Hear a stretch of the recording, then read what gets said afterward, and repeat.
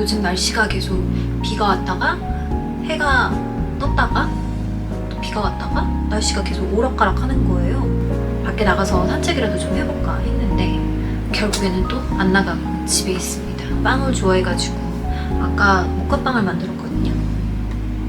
보여드릴게요.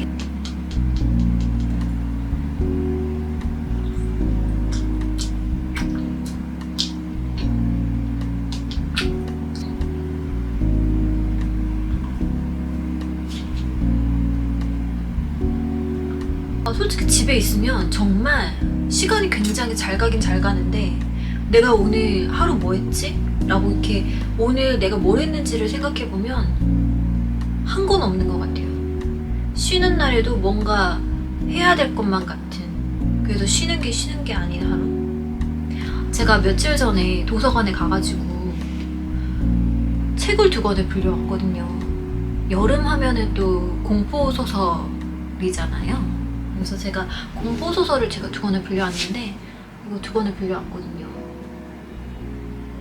이거는 지금 아직 읽지 않았고 이거는 제가 한 반 정도, 이만큼 읽었는데 아직 이게 후반부로 가면 갈수록 뭔가 더 재밌는 게 나올 것 같기는 한데 제가 이 정도 읽은 후기를 말씀드리자면 반밖에 읽진 않았지만 보험금 빨리 줘라. 자식이 자살을 했는데 그 부모가 이제 보험금을 타려고 보험회사에 찾아갔어요. 근데 이 소설의 주인공인 보험회사 직원이 자살이 아니라 타살을 의심을 하는 거죠. 그래서 경찰 수사 결과가 나올 때까지 보험금을 지급하지 않고 지금 계속 미루고 있어요. 부모가 왜 빨리 보험금을 지급하지 않느냐, 매일 이 신지라는 주인공을 찾아와서 압박을 하고 있는 스토리. 자살이냐 타살이냐 저도 궁금하기는 한데 아직 조금 지겨운 거. 긴장감 넘치는, 스릴 넘치는 그런 밀실 미스터리.